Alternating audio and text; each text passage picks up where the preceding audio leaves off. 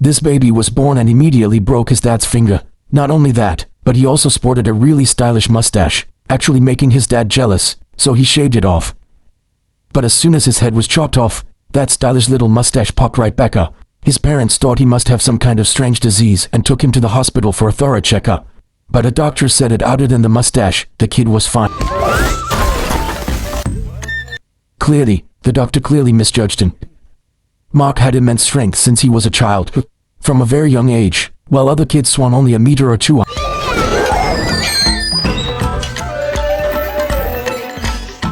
And it's not just his strength. Once, during a test, a classmate refused to let him copy, so he used his X-ray vision, but he focused too hard and accidentally set the classmate's paper on fire. In the football match, he's the goalkeeper, but he never stays put in goal. He dribbles the ball straight to the opponent's goal and then blasts a really powerful kick. That's really such a brutal move. Dad quickly urged his son, "You have to learn to hide your superpowers well and carefully. If you keep messing around like this, not only will you never make friends, but your mom and I really won't live much longer at all."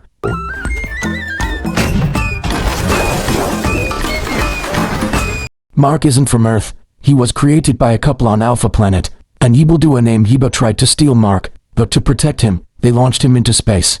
Desperate, Yiba sent his daughter, a little witch, after him. The ship crashed into a satellite, sending Mark off course, where he was found and adopted by Earth parents. Growing up, Mark used his superpowers in everyday life. No matter how late he woke up, he could quickly and easily get to the office in 3 minutes. Indeed, when the boss wanted an ice-cold beer, instead of buying ice, Mark would just freeze the tap water with a quick blast of cold air. It was very convenient and helpful for everyone. He only dared to do these things secretly when no one was around. One day, a new colleague arrived. It was his college crush. He instantly felt affection. After work, he asked her to dinner. During the meal, thugs caused trouble.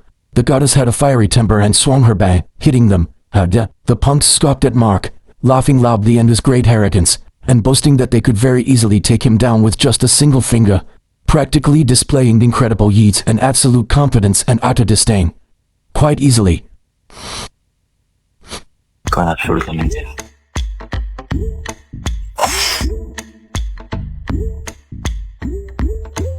Toma, corazón. Mark completely lost face in front of the girl he liked. Remembering his father's important advice, he resisted using his powers and suppressed his anger.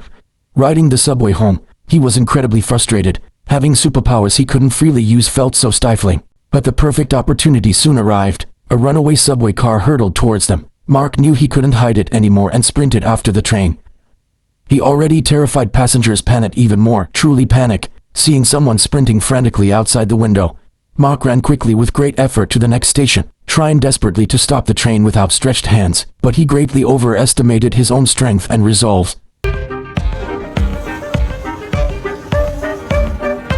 The subway driver was bewildered. What was going on? Was the economy so bad people were staging accidents on the subway?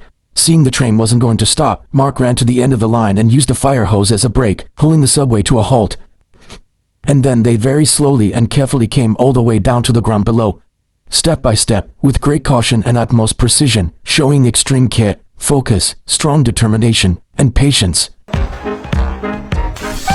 The next day, Mark became a celebrity, with news outlets reporting the subway hero's exploits. Unbeknownst to him, a crisis was brewing. 30 years after chasing Mark to Earth, the sorceress had finally tracked him down. Her overbearing father roared at her, 30 years and only a lead, you're useless. He gave her an ultimatum, fail to find that baby, and you're fired. The witch then contacted Mark via special frequency, instructing him to immediately go to a specific location. This gave Mark a splitting headache. He nearly bent the bus's steel bar, guided precisely by the voice. He arrived at a company. The little witch immediately declared he wasn't human, but an alien, and asked him to return to her home planet. Mark thought the little witch must be crazy and turned to leave. The goddess was waiting for him to eat, and he didn't have time for this nonsense. If he couldn't persuade her, he'd have to get tough. He turned to tell his men to stop Mark, but they were either blind or stupid. Mark had already crawled out from underneath, yet they were still bombing randomly. Mark took them all down with a single blow each. Even though Mark successfully escaped, the little witch discovered his weakness. She used the company's cleaning robot to extract the goddess's DNA and created a near-exact replica of her. Meanwhile, Mark, questioning his humanity, returned home to confront his parents. Under his relentless questioning, Dad finally revealed the truth. You came from this aircraft. He pressed a button, and a mountain range appeared in a holographic projection. It turned out this was Mark's biological father. Mark learned the whole truth. Earth Mom found fancy fabric in the aircraft and insisted on making Mark a suit. He protested, but his body was, in fact, quite compliant. Hearing from my biological father that I could still fly, I stood on a high platform encouraged by my Earth parents.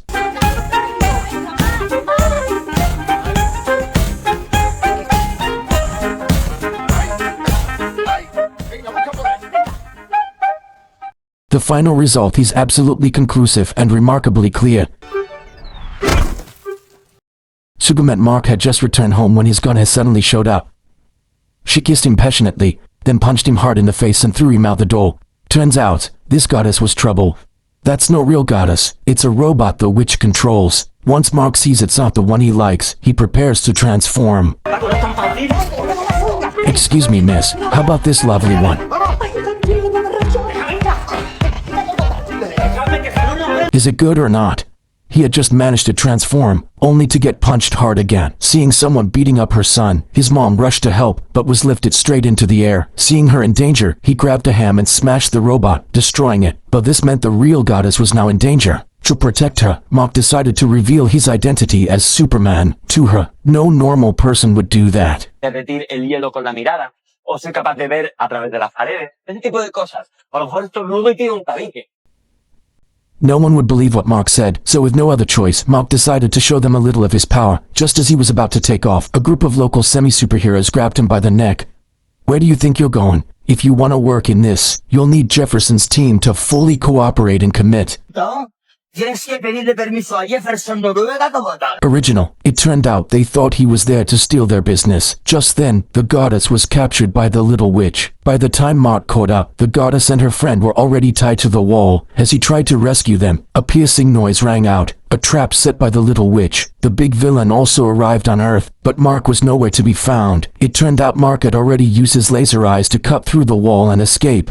The big villain was so angry his head tilted, and he started cussing out the little witch. Faced with such a vicious father, the little witch directly pulled out his oxygen tube, successfully taking the throne for herself. She swore to find Mark no matter what. Driven by hatred, she went to Mark's house, pressed a small red button, and instantly transformed into a transformer. Her arm turned into a vacuum cleaner and sucked Mark's father right in. With no real combat experience, Mark was completely overpowered by the robot and was casually tossed aside. He was thrown straight onto the soccer field. After seeing his family members being sucked in one after another, Mark's potential erupted. He tore off the robot's arm, froze the cockpit with a blast of cold air, and with a gentle push, the robot was completely destroyed. In the end, the witch was sent back to her home planet, and Ma, wanting to live happily ever after with his goddess, sent Spider-Man over too. Unexpectedly, his parents actually thought Spider-Man was their own son, pulling him over and wiping him out on the spot.